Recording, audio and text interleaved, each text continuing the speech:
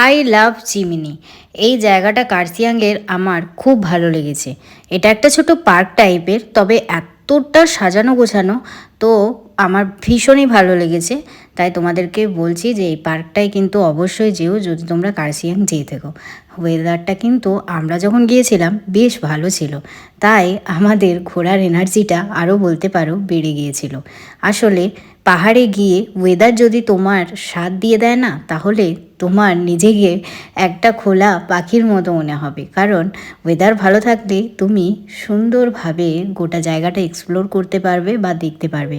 আমি যখন কার্সিয়াং যাওয়ার প্ল্যান করেছিলাম তার আগে অনেক ভ্লগে দেখেছিলাম যে তারা কুয়াশা পেয়েছিল, ঠিকভাবে দেখতে পায়নি। পাইন ফরেস্ট কুয়াশা যখন থাকে, মানে যখন ফগ থাকে, তখনও একটা দেখতে বেশ ভালো লাগে।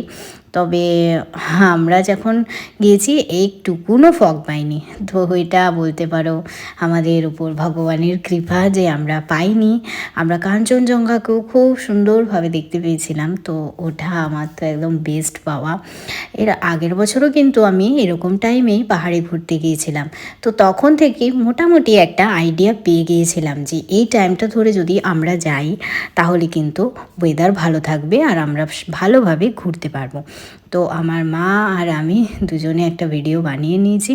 আমরা কিন্তু অনেক ভিডিও বানিয়েছি একসাথে এরকম ছোটোখাটো। আর পাহাড়ে গিয়ে চাটা খাওয়ার মজাই আলাদা। তো একটু চা না খেলে কি হয় তোমরাই বলো, তাই একটু চা খেয়ে নিচ্ছি। তারপর বোনের সাথেও একটা ভিডিও বানিয়ে নিয়েছি। আর এটা আর কার্সিয়াংয়ে দেখার বলতে এই পাইন ফরেস্টই, কারণ এই পাইন ফরেস্টে বিভিন্ন মানে আর কি পাইন ফরেস্ট তোমরা পাবে, কোনোটার গাছটা ছোটো, কোনোটার গাছটা একটু লম্বা আকৃতির, তো এইরকমই।